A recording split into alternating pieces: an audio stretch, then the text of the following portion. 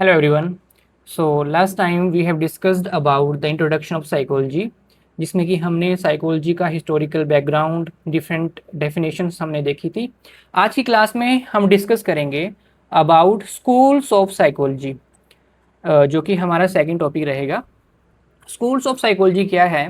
देखिए, साइकोलॉजी में हम अलग अलग साइकोलॉजिस्ट के बारे में पढ़ते हैं, जिनके different different point of views हैं, अलग अलग पर्सपेक्टिव हैं। तो हमने क्या करा है कि जो कॉमन या सेम पर्सपेक्टिव वाले जो भी साइकोलॉजिस्ट हैं, उनको अलग अलग कैटेगरीज में कैटेगराइज कर दिया है। तो उसी को हम स्कूल्स ऑफ साइकोलॉजी कह रहे हैं। तो इसी को हम वन बाय वन कवर करेंगे आज की क्लास में और देखेंगे कि किस टाइप के क्वेश्चन हमारे एग्जाम में आते हैं। सबसे पहले है हमारे पास स्ट्रक्चरलिज्म। स्ट्रक्चरलिज्म से हमारे एग्जाम में क्वेश्चन बनता है कि स्ट्रक्चरलिज्म के फाउंडर कौन हैं। तो स्ट्रक्चरलिज्म के फाउंडर हैं विलियम वुंट, और उन्हीं के स्टूडेंट थे एडवर्ड टीचनर। तो ये दोनों किससे रिलेटेड है? स्ट्रक्चरलिज्म से। What is structuralism? स्ट्रक्चरलिज्म का मतलब है ये डील करता है about the structure of mind. Mind की स्ट्रक्चर कैसे बनी हुई है, माइंड से रिलेटेड अंडरस्टैंडिंग जो है वो हम स्ट्रक्चरलिज्म के अंडर कवर करते हैं। और कौन सा मेथड यूज होता है इसके अंदर? दैट इज इंट्रोस्पेक्शन मेथड, आत्मनिरीक्षण करना। आत्मनिरीक्षण करना। और स्ट्रक्चरलिज्म में आपने याद रखना, जो विलियम वुंट है, विलियम वुंट ने क्या करा था, पहली जो हमारी एक्सपेरिमेंटल लैब थी वो एस्टेब्लिश करी थी यूनिवर्सिटी ऑफ लिप्जिग के अंदर।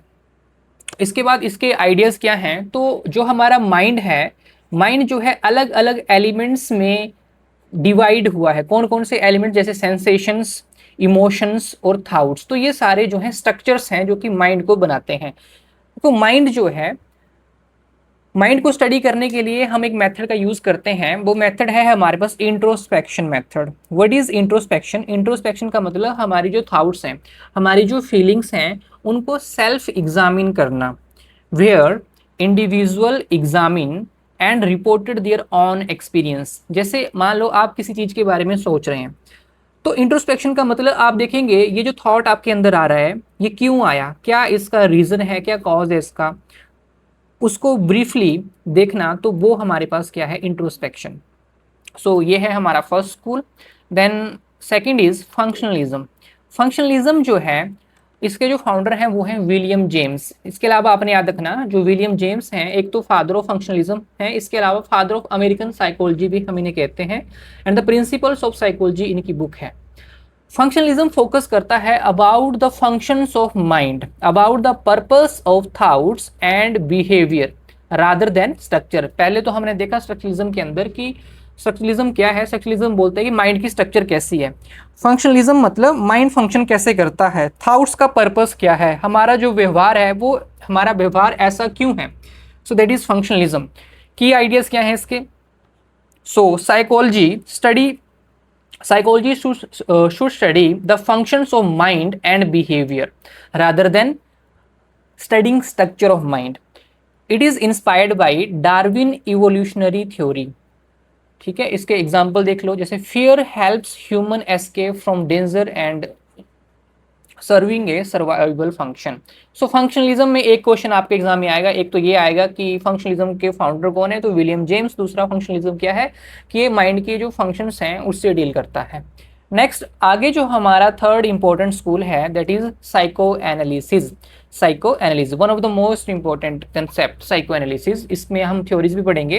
देखो, फादर ऑफ साइको एनालिसिस कौन है? तो ये है हमारे पास सिगमंड फ्राइड। सिगमंड फ्राइड जो है साइको एनालिसिस, दैट इज मनोविश्लेषण वाद के जनक हैं ये। अब साइको एनालिसिस का मतलब क्या है? तो इसका जो मेन जो फोकस होता है वो है हमारे अनकॉन्शियस माइंड से। किससे रिलेटेड है? हमारी अनकॉन्शियस माइंड या फिर हमारी अनकॉन्शियस डिजायर, तो वो इसके अंदर आती हैं। अनकॉन्शियस माइंड के अंदर कौन सी चीजें हैं? तो वो सारी चीजें जैसे बचपन में मान लो हमारे चाइल्डहुड एक्सपीरियंस हैं, इसके अलावा बचपन में हमारे ड्रीम्स होते हैं, या हमारी कुछ इच्छाएं हैं, छिपी हुई इच्छाएं, दैट इज रिप्रेस्ड मेमोरी जिसे हम कहेंगे। तो ये जो सारी चीजें हैं हमारे बिहेवियर को शेप करती हैं कहीं ना कहीं। ठीक है, हम जो प्रेजेंट टाइम में हैं, क्यों हैं? क्योंकि हमारे कुछ ड्रीम्स हैं या हमारी कुछ दबी हुई इच्छाएं हैं, तो उनकी वजह से हमारा बिहेवियर शेप होता है, ये कहना था सिगमंड फ्राइड का। और इन्होंने हमारी जो पर्सनैलिटी है, या हम कहें हमारा जो माइंड है, माइंड के 3 पार्ट्स बताए हुए हैं। सबसे पहले इड, पिछली क्लास में भी हमने बात करी थी। इड क्या है? जो जिसका फोकस जो होता है अपनी डिजायर के ऊपर, मतलब उसको डिजायर, हमारी कोई भी इच्छा है उसको एकदम से पूरा करना, दैट इज इड। ये किसके ऊपर काम करता है? प्लेजर प्रिंसिपल के ऊपर। One of the most important question सीधा आता है कि प्लेजर प्रिंसिपल के ऊपर कौन काम करता है? इड। ठीक है, इड। इड के बाद सेकंड जो इसमें हमारा पार्ट है माइंड का, वो आएगा ego. Second part is ego. Ego किससे डील करता है? रियलिटी प्रिंसिपल के साथ। किसके साथ? किससे डील करेगा? Reality principle, reality. And it balances desire and reality. ठीक है। इसके अलावा ये भी क्वेश्चन आता है कि पुलिसमैन, पुलिसमैन के रूप में कौन काम करता है? तो ईगो ही करता है। इसके बाद हमारा सुपर ईगो है। सुपर ईगो क्या है? तो हमारी जो मोरल कंसाइंस है उसको रिप्रेजेंट कर रहा है। इसीलिए हम बोलेंगे कि जो सुपर ईगो है वो मोरालिटी प्रिंसिपल से डील करता है। तो देखो, ये अभी अगर आपको समझ नहीं आएगा कोई बात नहीं, आगे आने वाली इस वीडियोज में हम थ्योरीज करेंगे। तो साइको एनालिसिस के अंदर हमारी साइको एनालिटिकल थ्योरी आएगी, साइको एनालिटिकल थ्योरी। तो उसमें ये सारी बातें जो हैं हम करेंगे। ठीक है। So next school of psychology है हमारे पास बिहेवियरिज्म, यानी कि व्यवहारवाद। नेक्स्ट स्कूल कौन सा है? बिहेवियरिज्म यानी कि व्यवहारवाद। पहला क्वेश्चन तो सीधा हमारे एग्जाम में आता है, who is father of behaviourism? तो आप बोलोगे J B Watson, John B Watson. ठीक है। इसके अलावा बी एफ स्किनर ने भी इसके ऊपर काम किया है। हम देखते हैं बी एफ स्किनर की आपने ऑपरेंट कंडीशनिंग थ्योरी पढ़ी होगी, तो वो भी बिहेवियरिज्म, व्यवहारवाद से ही रिलेटेड है। बिहेवियरिज्म का सिंपल सा मतलब है कि किसी भी व्यक्ति का जो बिहेवियर है उसको ऑब्जर्व करना। क्या करना? बिहेवियर को ऑब्जर्व करना। ठीक है। According to this school all behaviour is learn through conditioning. कि देखो, जैसे आपने एक थ्योरी पढ़ी थी, क्लासिकल कंडीशनिंग थ्योरी थी, पैब्लो की थ्योरी थी। ठीक है। पाब्लो ने क्या करा था भाई, उसके पास एक डॉग था। अब डॉग की कंडीशनिंग कर दी थी उसने। कैसे करी थी?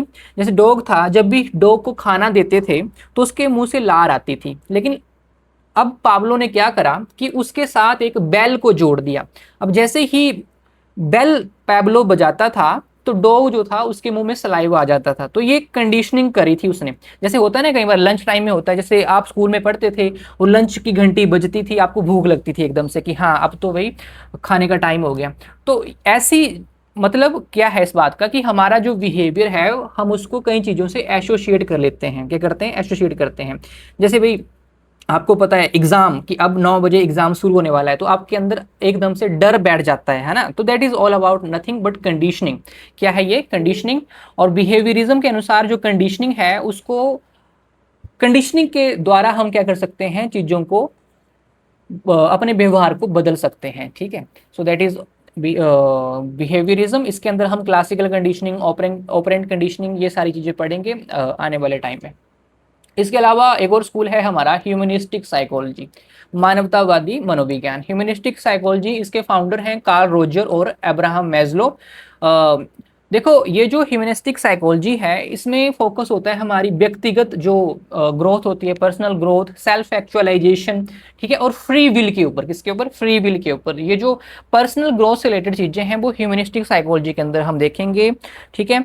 अब इस स्कूल में ये बोला गया है कि ह्यूमंस जो हैं, ह्यूमंस मशीन्स नहीं हैं, बल्कि ह्यूमंस के अंदर इमोशंस हैं, गोल्स, उनके कुछ गोल्स हैं और चॉइस करने की फ्रीडम है।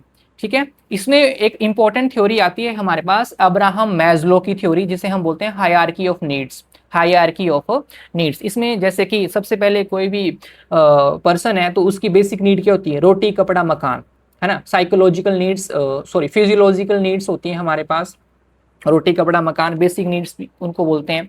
फिर अगर हमारे पास रोटी, कपड़ा, मकान है तो फिर हम सेफ्टी की ओर जाते हैं।